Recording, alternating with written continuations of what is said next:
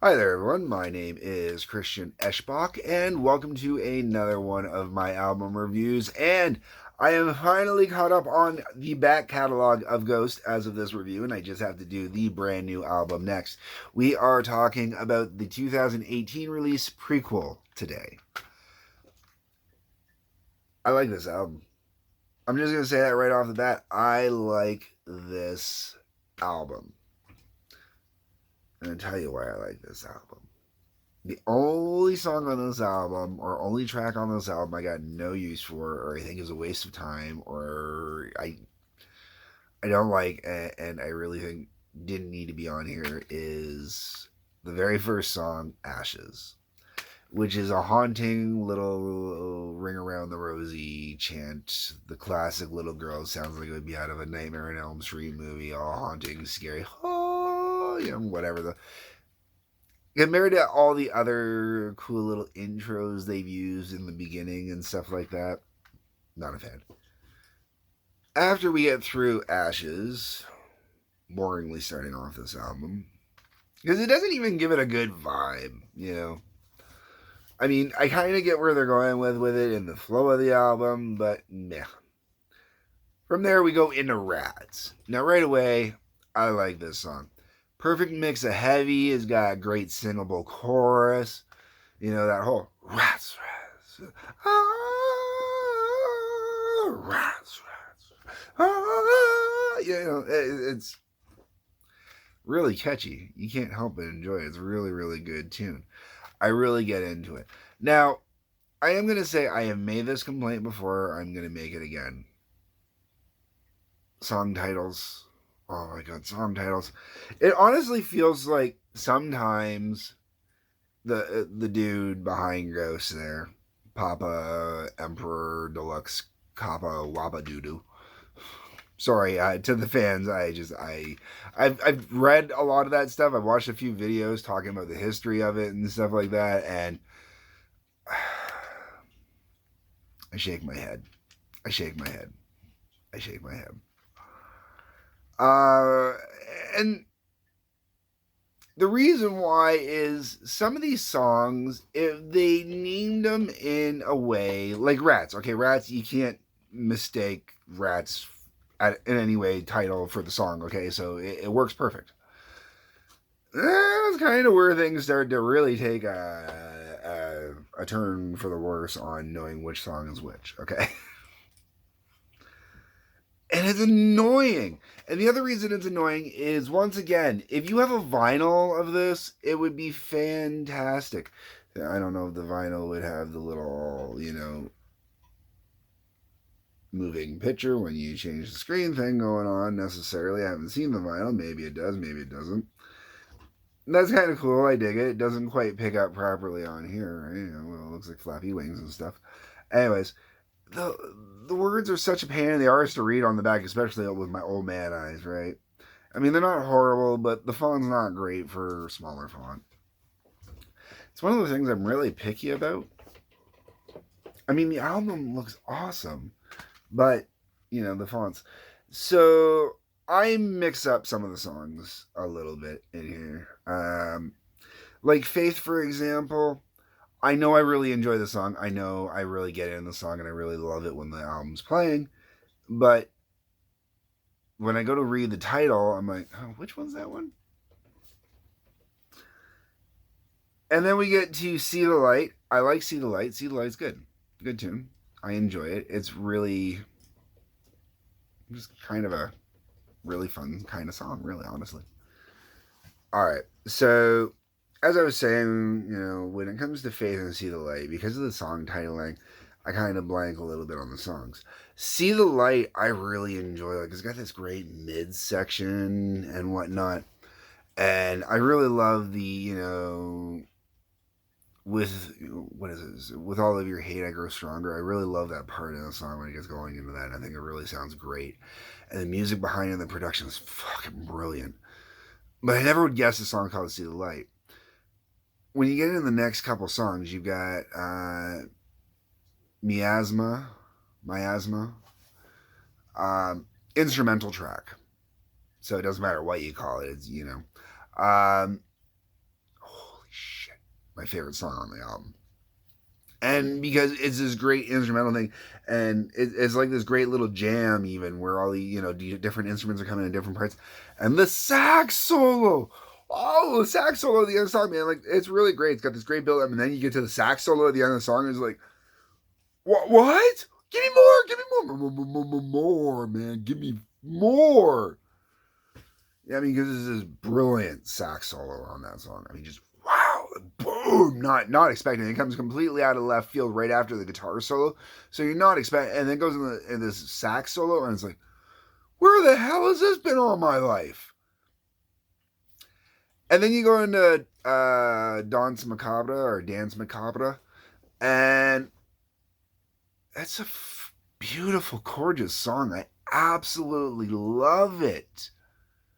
Never, ever, ever would guess that was the name of the damn song by any of the words that are in the lyrics. So once again, it's totally going to throw off your average listener.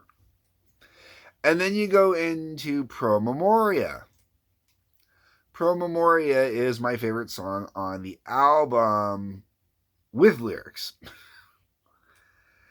And the reason I love this song so much is it's all about not forgetting about your friend death. And the way that it's sung and the way it's presented, sure, it's on this metal-esque proggy album,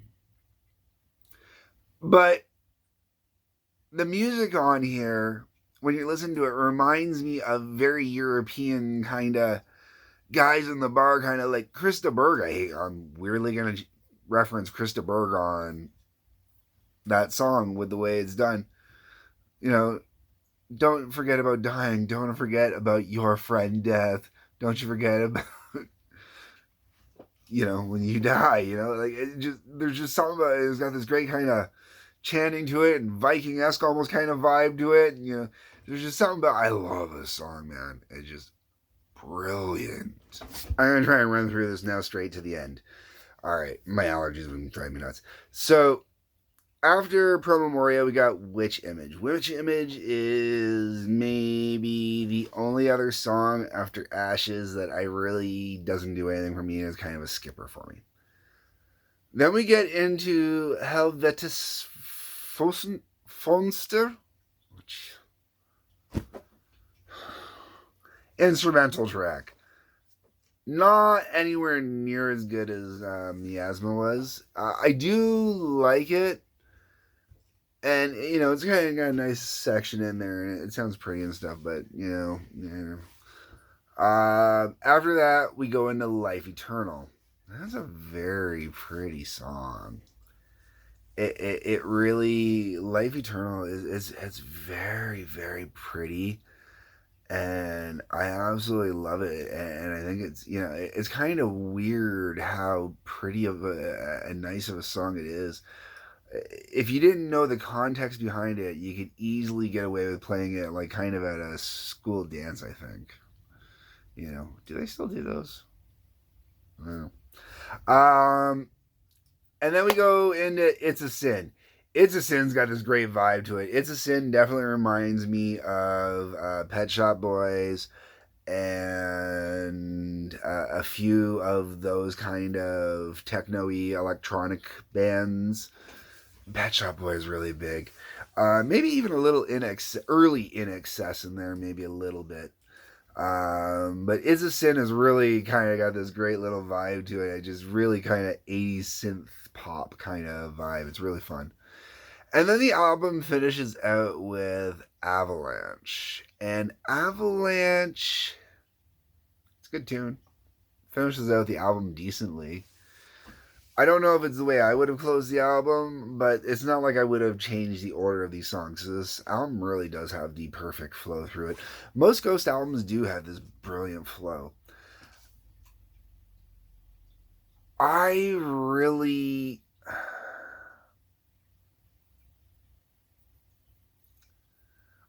dig this one, and I think Prequelle was a really good follow-up to Memoria.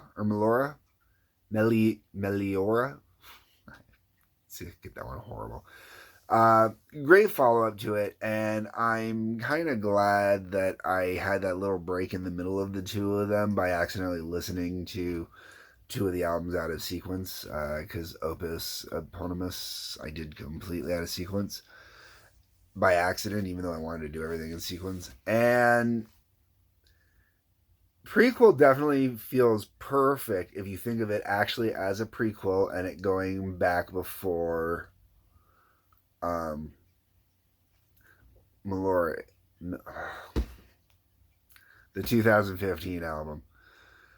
Because there was a vibe, you know, like you had this 60s-esque kind of vibe, which moved in kind of a 70s-esque vibe. There was no real 80s-esque vibe.